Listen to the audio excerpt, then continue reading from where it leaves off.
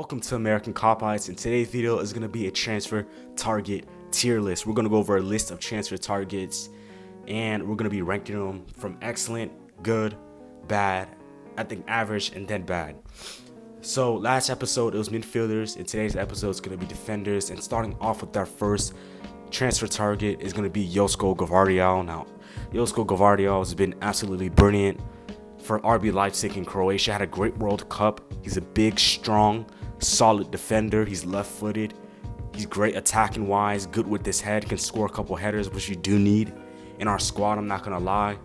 I know we have a lot of talented, I just feel like we don't capitalize off the headers that we have on our team from corners, man. I don't know. I don't even think it's our defenders. I just think it's a Liverpool thing. We have Virgil van Dijk, Konate, Matip, all these talented headers of the ball that can get onto it, but we don't get them in enough positions to score. He's got to jump on him, so hopefully that can come up in clutch. And I feel like a lot of our defenders, like Van Dijk, especially this season, and Ebu, they get their heads on it, but they miss it. So hopefully Gvardiol, if we do sign him, I don't know why I'm so hopefully, because it's unlikely that we sign him because he'd be so expensive. But let's say he does get onto a header, I'm confident that he put it away. And then you bring in his technical ability. He's really good on the ball, really good with the ball at his feet. And then the extra bonus, he's a Liverpool fan. So in terms of preparing for the future and the right now, it's perfect. He'll be good in the present and in the future. So this will be an excellent on the tier list. Moving to our next transfer target is Kim Min-jae. This would be an excellent signing in my opinion. A cheaper alternative to Josko Gvardiol and a way more realistic target. Now, we've been linked with him, but there's no heat picking up on us preparing to make a bid for him or trying to make a move for him. So we just been linked with him, but this would be an excellent signing. Like I said, at Napoli, he's had a great season. He's very smart. Again, one of the modern center backs, loves to progress the ball and create chances. And is very solid defensively. Great season at Napoli. Cheaper alternative, way cheaper alternative to Josko Gvardiol, and be a great defender to bring in. The only issue is we're dealing with Napoli here. Very stubborn board. It will probably be difficult to get the deal over the line, but at a cheaper fee. You know what I'm saying? If we can bring him in, that would be a fantastic signing. And like I said, present it will be fantastic, and then preparing for the future will be great as well. So hopefully, if we do, let's say we do sign him, he comes in and he does his job and develops on the clock. I feel like this would be a sensational signing. So he be put on the excellent on the tier list. Moving to our next target, and that is Antonio Silva of Benfica. Young defender at Benfica, making moves, doing well. You know, kind of reminds me of Ruben Diaz and how he broke through at Benfica. And is a great young defender. A lot of clubs in Europe are keeping an eye on him, and he could definitely be one for the future. Great strong defender, very fast and agile. Again, could score from a header as well, which is good. Scores goals, so that's another great thing to his game. Antonio Silva will be a good on this list. Apparently, Benfica are active 80-100 million or some crazy fee like that, which I'm definitely not paying. But this would be a good signing. He's a young center back and definitely one we could prepare for the future.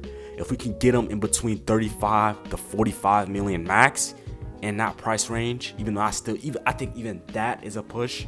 In my opinion, I feel like it's overinflated, and he hasn't really proven himself yet to be of a higher transfer fee, then I would enjoy that signing. So I feel like he'll be a good one for the future. And again, I'm looking towards the future. Van Dijk is getting older in age. Matip is leaving. Gomez, I don't know what's going on with him. You know what I'm saying? We need to look towards the future and look at these center backs to see what happens. So Antonio Silva will be a good one. Moving into Gonçalo Inácio of Sporting Lisbon. This will be a good one. You know what I'm saying? Europa League experience, Champions League experience, Portuguese experience at the top flight is what we need, and he checks all boxes. This will be a good on the tier list. Like I said, he's a very good defender, you know what I'm saying? Left-footed, which fits the profile that we need, especially with Matip possibly leaving. Maybe he does stay for another season or so, who knows? But again, a nice young center back at an affordable fee, experience at the top flight, and very promising. So Gonzalo Inacio will be a good on the transfer target tier list. Moving into the next defender, and that's gonna be Jurrien Timber. Now Jurrien Timber would be a bad one, and let me say why. Not because he's a bad player, but signing him as a center back and possibly bringing him as a center back, which was potentially said in the articles and stuff like that, would be bad because I think he's a little bit on the shorter end. Now I know there's short defenders like Martinez and etc., but I just can't, especially with that high line and the long balls that teams love to play up and over us, especially with Trent, being in a higher position. We can get caught out a lot, and having a defender that's on the shorter side of the stick, I can't have that happening. If we brought him in and placed him at our right back, then I feel like he'll be an okay at best. I'm not convinced. I need to see more, but like I said, on the shorter end of the stick, if we bring him in as a right back, wouldn't be too mad about that. But instead of spending money on bringing him in on general, I would just convert Gomez to a right back and try to bring in one or two center backs.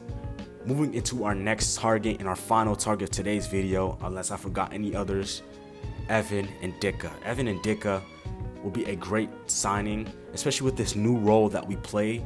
Kind of how like the left back is kind of like the third center back when Trent pushes up into midfield.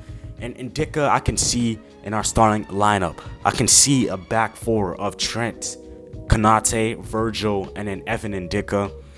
When Trent, because like I said, when Trent pushes up, we kind of transform into a back three. So I wouldn't even say we're a 4-3-3 formation.